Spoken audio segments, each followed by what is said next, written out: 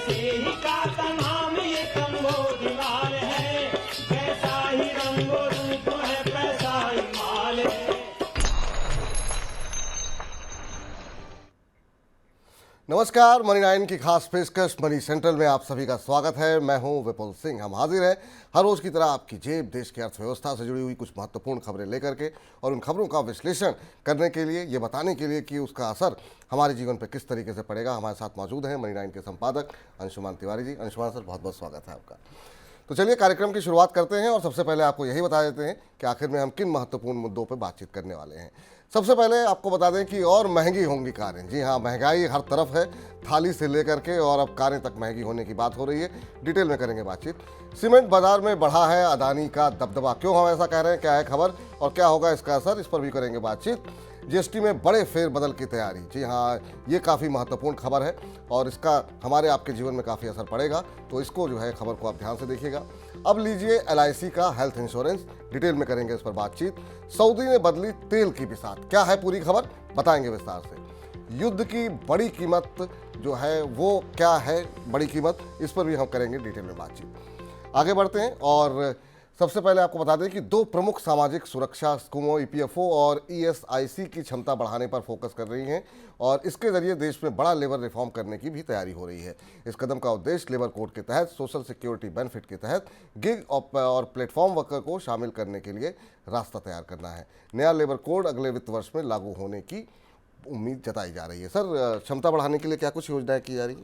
विपुल जी, labour reforms के दो हिस्से हैं भारत सरकार के, जो चुनाव से पहले तक चर्चा में थे। एक पहला हिस्सा जो है वो दूसरे हिस्से का बिल्कुल उल्टा है। पहले हिस्से के तहत सरकार इस बात के संकेत दे रही थी कि वो कंपनियों को लेबर पॉलिसी में फ्लेक्सिबिलिटी देगी, यानी कर्मचारियों को रखने की, निकालने की और बाकी कई सारे सुधार थे जिन पर एक प्रस्ताव पहले से मौजूद है। उसे उसका क्रियान्वयन शुरू नहीं हो पाया था। कोalition की सरकार, गठबंधन की सरकार उसे कितना लागू कर पाएगी ये हमें आगे देखना होगा। और दूसरा उसका हिस्सा बिल्कुल उल्टा है, जिसमें कि सोशल सिक्योरिटी को लेकर, सामाजिक सुरक्षा को लेकर नया ढांचा बनाया जाना है। ये चर्चा भी हम पिछले 1 साल से सुन रहे हैं। आपको याद होगा, नीति आयोग की तरफ से इस बात का प्रस्ताव किया गया था। कुछ राज्यों की सरकारों ने भी इस तरीके का प्रस्ताव किया था कि जो गिग वर्कर्स हैं और जो अनऑर्गेनाइज सेक्टर के वर्कर्स हैं, खासतौर पर जो ई-कॉमर्स कंपनियों में काम करने वाले लोग हैं, उन्हें किसी तरीके की सामाजिक सुरक्षा उपलब्ध कराई जाए, क्योंकि उनके पास ना तो कोई सामाजिक सुरक्षा है, ना बीमा है और ना कोई भविष्य की योजना है। इसे लेकर कुछ ना कुछ तैयारियां होती दिख रही हैं। आप उम्मीद कर सकते हैं कि बजट में इस तरीके की कोई घोषणा भी आ सकती है। हालांकि इसकी उम्मीद पिछली बार भी थी, लेकिन ऐसा करने के लिए भारत के जो दोनों संगठन हैं जो सामाजिक सुरक्षा स्कीमों का क्रियान्वयन संभालते हैं, एक तो EPFO है, एम्प्लॉयड प्रोविडेंट फंड ऑर्गेनाइजेशन, और दूसरा ESIC है, एम्प्लॉइज स्टेट इंश्योरेंस ऑर्गेनाइजेशन। ये दो संगठन बेहद छोटे हैं और बेहद सीमित हैं, क्योंकि अधिकांशतः सरकारी कर्मचारियों या संगठित क्षेत्र के कर्मचारियों को अपनी सेवाएं देते हैं। जी, अगर इनका दायरा बड़ा किया जाना है तो इनमें नया निवेश किया जाना और इन्हें तैयार किया जाना है भविष्य में एक बड़ी सामाजिक सुरक्षा स्कीमों के लिए। चर्चा यह है कि लेबर मंत्रालय के भीतर, श्रम और रोजगार मंत्रालय के भीतर इस तरीके के प्रस्ताव पर चर्चा चल रही है कि इनका पुनर्गठन किया जाए और इनका दायरा बढ़ाया जाए। बजट का इंतजार कीजिएगा, हो सकता है बजट में इस संदर्भ में कुछ घोषणाएं हमें सामने आती दिखाई दें। जी, इधर सरकार ने साफ कर दिया है कि देश में गेहूं का इंपोर्ट बढ़ाने के लिए इसके आयात शुल्क में कटौती की फिलहाल कोई योजना नहीं है। गुरुवार को खाद्य मंत्रालय की तरफ से इसको लेकर के बयान जारी किया गया। पहले से बढ़ा हुआ किचन का खर्च आने वाले दिनों में अब और बढ़ सकता है। अनाज और सब्जियां पहले से ही महंगे थे, अब दालों की महंगाई शुरू हो गई है और अब खाने का तेल भी महंगा होना शुरू हो गया है। एक्सपर्ट का मानना है कि खाद्य महंगाई की स्थिति तभी काबू में आएगी जब मानसून की बरसात फसल का साथ देगी। शुक्रवार को ही सरकार ने थोक महंगाई के आंकड़े भी जारी किए। मई के दौरान देश में थोक खाद्य महंगाई दर बढ़कर के 7.4% तक पहुंच गई है। खाद्य महंगाई को बढ़ाने में आलू, प्याज, अनाज और दालों का सबसे ज़्यादा योगदान है। सर, महंगाई रोकने के लिए सरकार की तरफ से क्या कुछ प्रयास किए जा रहे हैं? बड़ी दुविधा है सरकार के सामने। जैसे आपने देखा कि सरकार की तरफ से कहा गया है कि गेहूं के आयात पर ड्यूटी नहीं कम की जाएगी। प्रतीकात्मक रूप से गेहूं के आयात पर ड्यूटी कम करने का मतलब है कि सरकार इस संकेत देती अगर ऐसा कर रही होती कि भारत में गेहूं की कमी है। ये राजनीतिक रूप से भी इस तरीके का संकेत देना मुश्किल था, इसलिए सरकार की तरफ से कहा गया कि गेहूं के आयात में ड्यूटी कम नहीं की जाएगी। जबकि दूसरी तरफ वो आंकड़ा खाद्य मंत्रालय की मेज पर रखा हुआ है कि भारत में गेहूं की खरीद कम हुई है, सरकारी भंडार में गेहूं का स्तर रिकॉर्ड लेवल से नीचे है, रबी की की खरीद अब लगभग पूरी हो चुकी है। गेहूं की कीमतें बाजार में लगा तेजी पर हैं और रिकॉर्ड तेजी पर हैं। इसके अलावा हमने आपको बराबर बताया कि भारत के आम लोगों की थाली में इस्तेमाल होने वाली सभी चीज़ें, लगभग सभी चीज़ों की कीमतें बढ़ी हुई हैं। खाद्य तेल में भी महंगाई लौट आई है। ऐसी स्थिति में सरकार के पास कोई विकल्प नहीं है तत्काल महंगाई को रोकने का। विपुल जी, जैसा हम लोग चर्चा में बताते भी रहे हैं कि भारत की खाद्य महंगाई दुनिया में एक अनोखी और जटिल महंगाई है।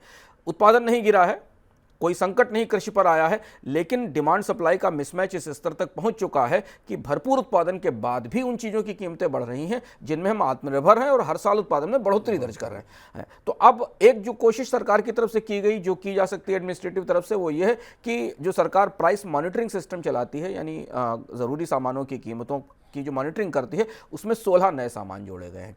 अब इनकी संख्या 38 कर दी गई है। पहले कुछ सामान जो शामिल थे उन्हें और बढ़ाया गया है और इसमें 22 आइटम्स पहले से शामिल थे। अब इसमें सब्जियां भी शामिल की गई हैं। तो इसमें सारा थाली का की हर चीज़ लगभग, इसमें आटा है, शुगर है, गुड़ है, सॉल्ट है, दूध है, सब्जियां हैं। इसके अलावा दालों को भी शामिल कर लिया गया है, एडिबल ऑयल को भी शामिल कर लिया गया है। एडिबल ऑयल की पूरी फैमिली को, ग्राउंडनट ऑयल, मस्टर्ड ऑयल और सनफ्लावर ऑयल, सोया ऑयल, पाम ऑयल, इनको भी शामिल कर लिया गया है। इस मॉनिटरिंग से सरकार केवल ये देखना चाहती है कि कीमतों को कैसे बढ़ने से रोका जाए, पर मॉनिटरिंग से कीमतें बढ़ने से रुकती नहीं है, क्योंकि बाजार में महंगाई जो दिख रही है वो आपूर्ति से या बाकी किसी दूसरे दखल से दिखाई देगी और इसलिए ये बड़ी चुनौती है सरकार को और इसका राजनीतिक रूप से नुकसान भी चुनाव में सरकार को झेलना पड़ा। जी, चलिए, इस बीच से गाड़ियों के उत्पादन में कार्बन उत्सर्जन कम करने के लिए ऑटो कंपनियों को खर्च बढ़ाना पड़ सकता है, जिस वजह से गाड़ियों के महंगा होने की आशंका जताई जा रही है।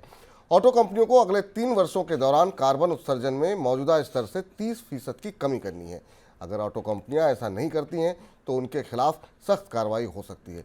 सर, ये कुछ नए मापदंड स्थापित करने जा रही है सरकार? नए मापदंड आ रहे हैं जिनको ग्रीन गोल्स कहा जाता है, इन्हें कैफे कहा जाता है एब्रीवेशन में, corporate average fuel efficiency norms. और इसमें तीसरे लेवल पर लाने की बात, तीसरा लेवल पूरा हो चुका और चौथे लेवल पर लाने की बात की जा रही। और इसके लिए कंपनियों को कैफे 4 मानदंड लागू करने होंगे अपनी गाड़ियों में और इससे कंपनियों का बड़ा निवेश होगा इंजन की तकनीक बदलने में, पर्यावरण के प्रदूषण के लिए और उत्सर्जन के उपकरणों को ठीक करने में। और इसलिए भारतीय कार बाजार में कैफे 4 नाम्स के साथ कारों की महंगाई बढ़ेगी। और ये भी महत्वपूर्ण बात है देखने वाली कि इससे पहले भी जब भी भारत में उत्सर्जन के मानकों में बदलाव किया गया, यानी पर्यावरण प्रदूषण को कम करने के लिए गाड़ियों में नए तरीके के पैमाने लागू किए गए, तो कारों की कीमत बढ़ी है। कीमतें कितनी बढ़ेंगी ये पता नहीं है, लेकिन चूंकि कैफे 4 नाम्स के साथ काफ़ी सख्ती किए जाने की संभावना है और ये भी कहा जा रहा है सरकार की तरफ से कि जो कंपनियां इन्हें लागू नहीं करेंगी उन पर जुर्माना लगेगा, कंप्लायंस करना ज़रूरी है।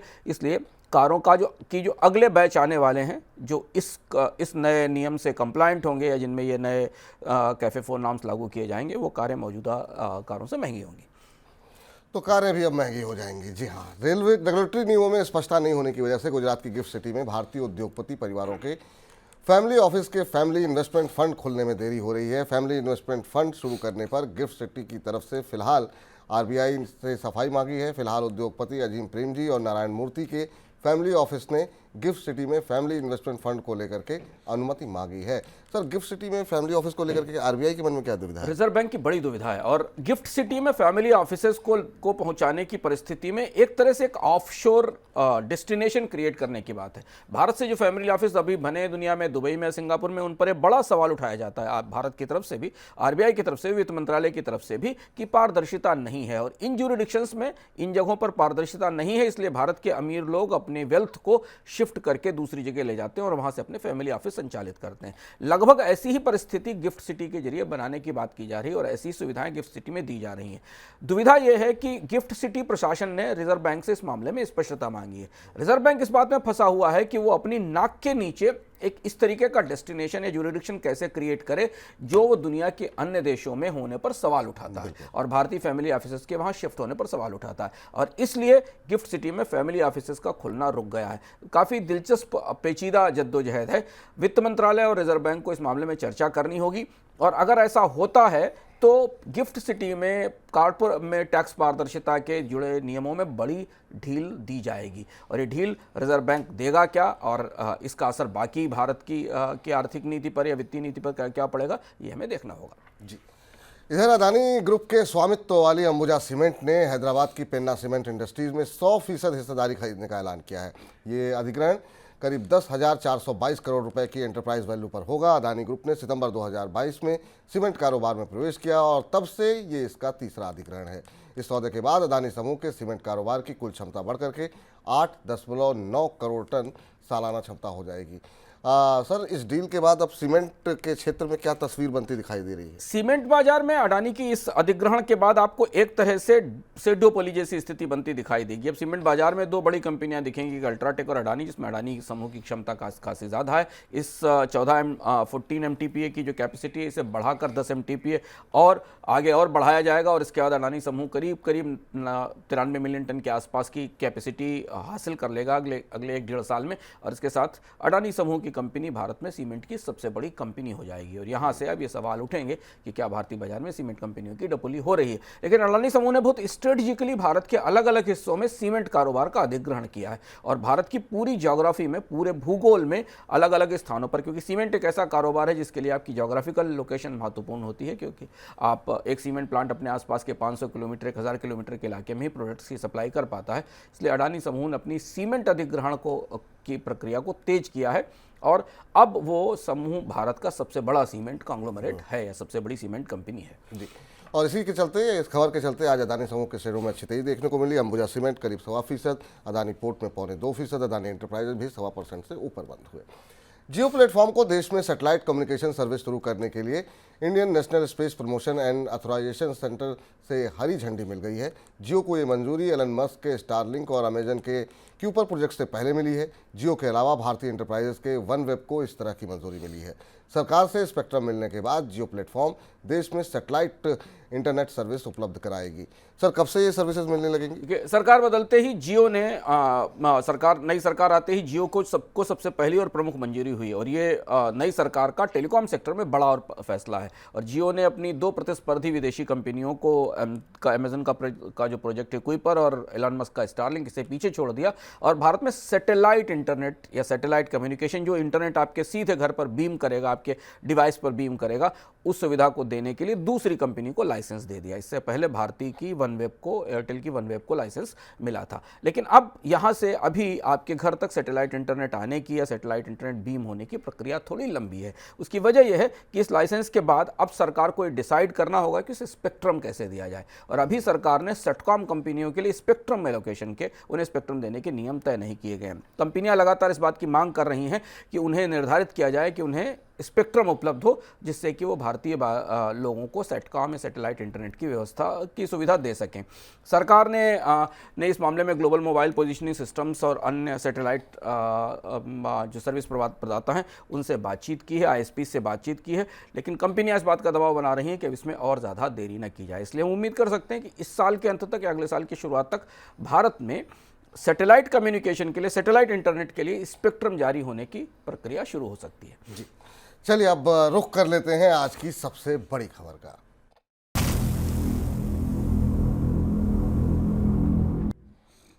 जीएसटी काउंसिल की अगली बैठक की तारीख घोषित हो गई है। बैठक 22 जून को होने जा रही है। इस बार की बैठक में नेचुरल गैस और हवाई ईंधन को जीएसटी के दायरे में लाने पर विचार किया जाएगा। इसके अलावा ऑनलाइन गेमिंग पर लगने वाले टैक्स की व्यवस्था पर भी फैसला हो सकता है। केंद्र में नई सरकार बनने के बाद जीएसटी काउंसिल की ये पहली बैठक होने वाली है। सर, नेचुरल गैस को अगर लेकर के आते हैं तो इसके क्या कुछ फायदे होते हुए दिखाई देंगे? जो संकेत मिल रहे हैं वो ऐसा लग रहा है कि पेट्रोलियम प्रोडक्ट्स या पेट्रोकेमिकल या हाइड्रोकार्बन प्रोडक्ट्स को जीएसटी के दायरे में लाने की प्रक्रिया यहां से शुरू हो सकती है। हालांकि बहुत स्पष्ट नहीं कि सरकार अभी क्या करेगी या जीएसटी काउंसिल अभी क्या करेगी, लेकिन 2 महत्वपूर्ण ईंधन, एक तो एविएशन टरबाइन फ्यूल जो कि विमान ईंधन है और दूसरा नेचुरल गैस जिसका इस्तेमाल बिजली उत्पादन से लेकर और फर्टिलाइजर प्रोडक्शन तक और बाकी घरों में पाइप्ड गैस की सप्लाई में होता है, इसे जीएसटी के दायरे में लाने की बात हो रही है। अभी ये जो दोनों ईंधन हैं इनके ऊपर सेंट्रल एक्साइज ड्यूटी लगती है, स्टेट वैट लगता है, सेंट्रल सेल टैक्स लगता है। वैट नेचुरल गैस पर अलग अलग राज्यों में अलग अलग दर से लगता है और एटीएफ पर भी यही स्थिति है कि 5 से 18% के अलग अलग दर से इनके ऊपर राज्यों का वैट लगता है।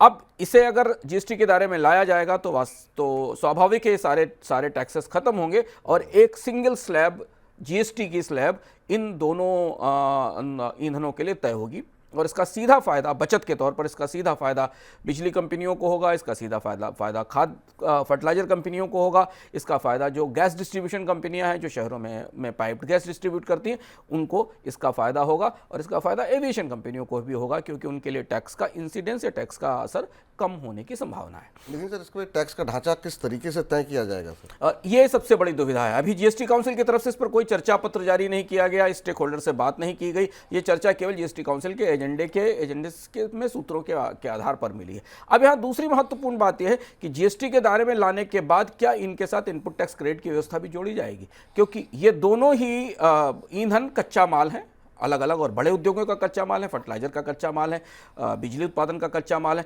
और इसी दुविधा के कारण इन ईंधनों को और बिजली को जीएसटी के दायरे से बाहर रखा गया था। तो क्या इन्हें लाते समय इनपुट टैक्स क्रेडिट दिया जाएगा इस्तेमाल करने वालों को? जो टैक्स वो पे कर रहे होंगे उनको खरीदने के लिए, वो क्या उनके तैयार उत्पाद पर जो टैक्स दे रहे हैं उसमें एडजस्ट किया जाएगा? ये देखना सबसे महत्वपूर्ण बात होगी। या इन्हें एक एक्सेप्शनल परिस्थिति में जीएसटी के दायरे में तो रखा जाएगा पर इस पर आईटीसी अलाउड नहीं होगा, इनपुट टैक्स क्रेडिट अलाउ नहीं होगा, ये दूसरा सवाल होगा। ये देखना होगा और इसी पर सबकी निगाहें हैं क्योंकि यहीं से पेट्रोलियम प्रोडक्ट्स को जीएसटी में दायरे में लाने की व्यवस्था का कुछ संकेत मिलना शुरू होगा। जी क्या ये मान के चलें कि पेट्रोल डीजल को जीएसटी में लाने का रास्ता यहीं से खुलता हुआ दिखाई देगा? हाँ, ये अगर ऐसा होता है तो हमें देखना होगा कि पहली बार ऐसा हो रहा है जो पेट्रोलियम प्रोडक्ट्स को या हाइड्रोकार्बन प्रोडक्ट्स को जीएसटी के दायरे में लाया जा रहा है, तो उसके बारे में नियम क्या तय होते हैं? क्योंकि अगर एक बार इनके बारे में नियम तय हुए तो उसके बाद पेट्रोल डीजल को भी लाने की बात होगी, वहां भी सुविधा। अगर इनपुट टैक्स क्रेडिट दिया जाता तब तो परिस्थिति पूरी तरह बदल जाएगी क्योंकि जीएसटी तब तो राज्यों को और केंद्र सरकार को काफी पैसा वापस करना पड़ेगा क्योंकि तो फ्यूल्स हैं। तो क्या फ्यूल्स के लिए एक एक्सेप्शनल या अपवाद परिस्थिति बनाई जाएगी जीएसटी के भीतर और उसके बाद फिर यह तय होगा कि बाकी पेट्रोलियम प्रोडक्ट्स पर भी किस तरह से टैक्स का रेट जीएसटी के दायरे में तय किया जाए। और कौन से बड़े फैसले हो सकते हैं सर जीएसटी की इस बैठक में? दो और महत्वपूर्ण मुद्दे जीएसटी काउंसिल के एजेंडे पर, एक तो ऑनलाइन गेमिंग पर टैक्स लगाने का जिस पर 28% की लेवी लगाए जाने की बात है। ये भी उलझा हुआ मामला है क्योंकि इसमें कई सारी चीज़ें अदालत में हैं, तो देखना होगा कि जीएसटी काउंसिल इस संदर्भ में क्या फैसले लेती है। और इसके बाद एक और महत्वपूर्ण हिस्सा है, जीएसटी काउंसिल ने और वित्त मंत्रालय ने ऐसी ड्यूटीज़ की, ऐसी प्रोडक्ट्स की लिस्ट बनाई है जिनका ड्यूटी स्ट्रक्चर, जिन पर जो टैक्स लगता है वो इन्वर्टेड है, यानी कच्चे माल पर टैक्स ज़्यादा है और तैयार प्रोडक्ट पर टैक्स कम है, जिसको इन्वर्टेड ड्यूटी स्ट्रक्चर कहा जाता है। ऐसा माना जा रहा है कि जीएसटी काउंसिल इसमें से कई उत्पादों पर ड्यूटी स्ट्रक्चर ठीक करने का और इन्वर्टेड ड्यूटी स्ट्रक्चर को, यानी जो उल्टी ड्यूटी है, इसे कम करने की, इसे सुधारने की सिफारिश भी करेगा। फिर जीएसटी काउंसिल की बैठक महत्वपूर्ण होने वाली है क्योंकि इससे कई ज़रूरी फैसले निकलेंगे जिनकी रोशनी में अगला बजट भी बनेगा और दूसरी बात है कि कई सारे उद्योगों की लागत और लोगों के और हमारे आपकी ज़िंदगी के ऊपर भी महंगाई और जो पॉलिसी इन्फ्लेशन है उस पर इसका असर होगा। इधर भारतीय जीवन बीमा निगम अब हेल्थ इंश्योरेंस सेगमेंट में भी उतरने की तैयारी में है। इसके लिए LIC private health insurance company का अधिग्रहण करने पर विचार कर रही है। कोविड-19 महामारी के बाद हेल्थ इंश्योरेंस की डिमांड काफ़ी हद तक बढ़ गई है। इसे देखते हुए कंपनियों की भी रुचि इस सेक्टर के अंदर बनी हुई है। दूसरी ओर एलआईसी में सरकार अपनी और हिस्सेदारी इस साल नहीं बेचेगी। हिस्सेदारी बिक्री का अगला दौर वित्त वर्ष 2025-26 में शुरू होने की संभावना है। इस साल एलआईसी में हिस्सेदारी बिक्री के अगले दौर को अंतिम रूप देने से पहले अन्य सार्वजनिक उपक्रमों और वित्तीय संस्थानों में हिस्सेदारी बिक्री के साथ बाजार को परखा जाएगा। सर, इस खबर का एलआईसी के जो पॉलिसी धारक हैं, एलआईसी के जो शेयर धारक हैं, किस तरीके का असर देख रहे हैं आप? ये पहला प्रयोग होने वाला है भारत में जब कोई life insurance company health insurance देगी। हम आपको इसके बारे में बता चुके हैं कि आईआरडीए ने सरकार से इस बात की सिफारिश की थी कि कंपोजिट इंश्योरेंस लाइसेंस दिए जाएं, यानी बीमा कंपनियों को एक साथ कई अलग अलग प्रोडक्ट जारी करने की छूट दी जाए। अभी भारत में जनरल इंश्योरेंस देने वाली कंपनियां अलग हैं और लाइफ इंश्योरेंस देने वाली कंपनियां अलग हैं। जनरल इंश्योरेंस की कैटेगरी में हेल्थ, प्रॉपर्टी और मोटर इंश्योरेंस आते हैं।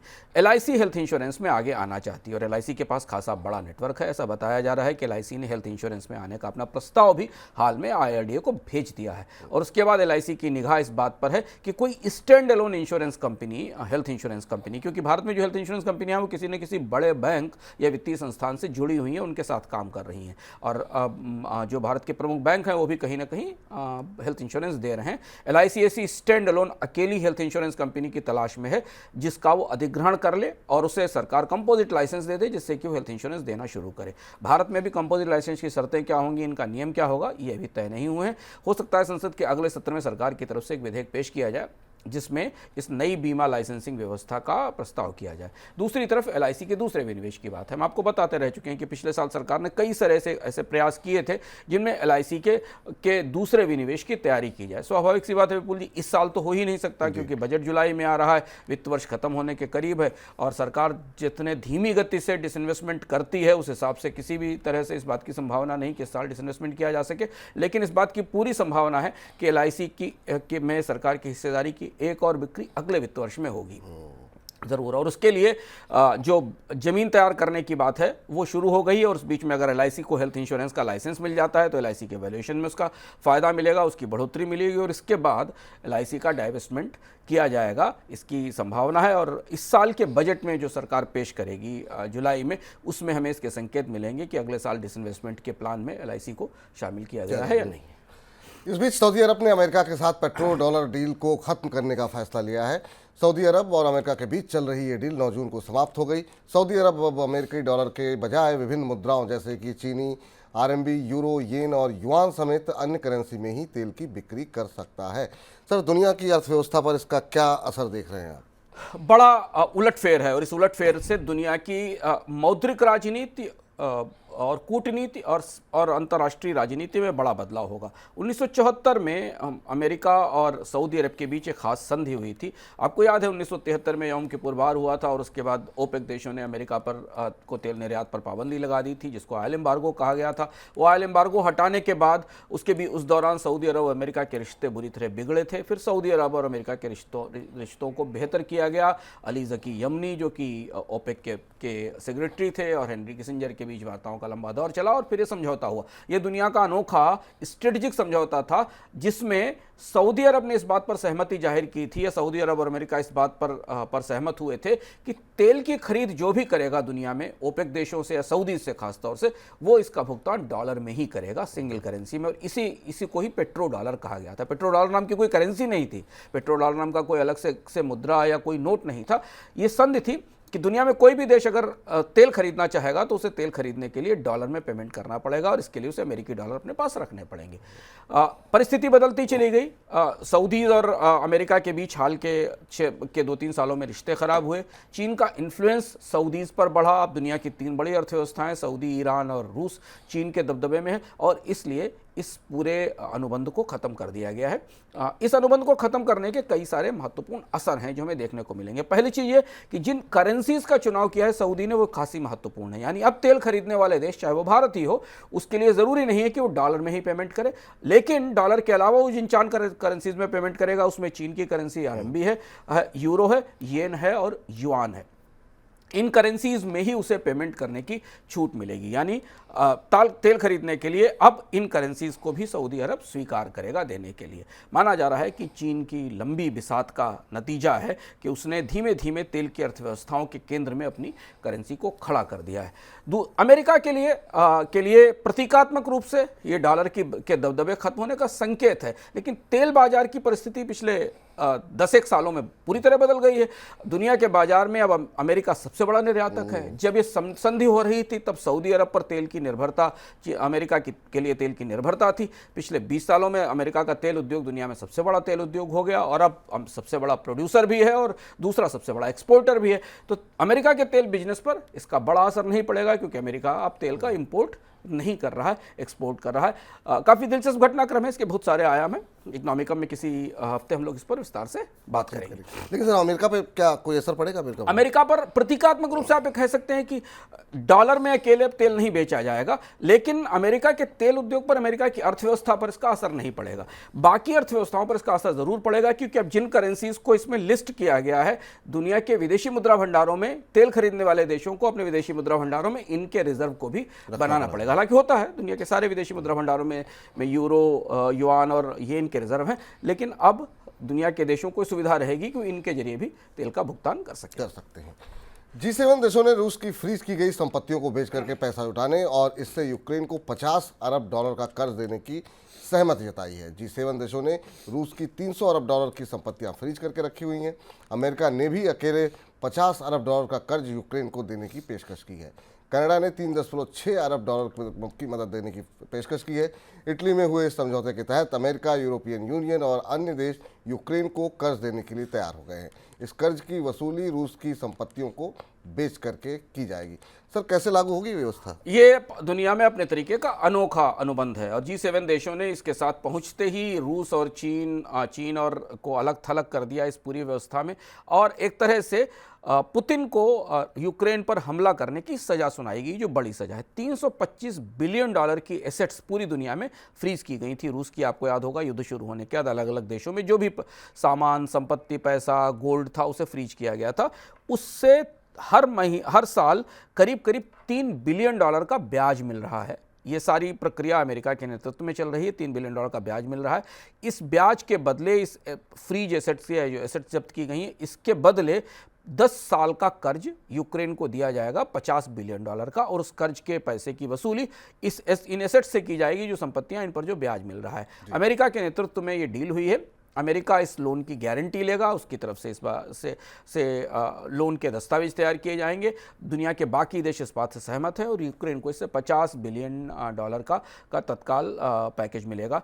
रूस को युद्ध की ये बड़ी भारी और महंगी सजा मिली है, और इससे एक किस्म की नज़ीर भी, एक किस्म का प्रेसिडेंट भी दुनिया में बनता दिखाई दे रहा है। रूस की प्रतिक्रिया इस पर कैसे होने वाली है, चीन की प्रतिक्रिया इस पर क्या होगी, ये देखना होगा, क्योंकि यहाँ ये फैसला कल शाम को हुआ है और अब अगले 2-3 दिनों में, 4 दिनों में इन प्रतिक्रियाओं पर काफ़ी कुछ निर्भर करेगा कि दुनिया के बाकी देश इसे कैसे लेते हैं। भारत भी G7 की बैठक में मौजूद है और भारत की दुविधा यह है कि इस फैसले का समर्थन करे या विरोध करे, क्योंकि G7 देशों ने सामूहिक रूप से फैसला लिया है। भारत आमतौर पर रूस यूक्रेन युद्ध में थोड़ा तटस्थ रहकर चीज़ों को देख रहा है।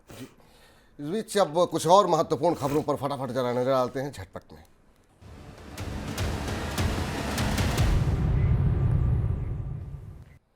आरबीआई के 15 मार्च से पेटीएम पेमेंट्स बैंक पर प्रतिबंध लगाने के बाद फास्टैग टोल पेमेंट में अब पेटीएम पेमेंट्स बैंक की हिस्सेदारी घट करके मामूली 2% रह गई है। जनवरी में ये हिस्सेदारी करीब 16% थी। पेटीएम पेमेंट्स बैंक के बंद होने के बाद नए जारी होने वाले फास्टैग में से 25 से 30% HDFC बैंक की तरफ से जारी किए जा रहे हैं। टोल पेमेंट कारोबार में अब फिनटेक कंपनियों की हिस्सेदारी की तुलना में बैंकों की भी हिस्सेदारी वो बढ़ती हुई दिखाई दे रही है।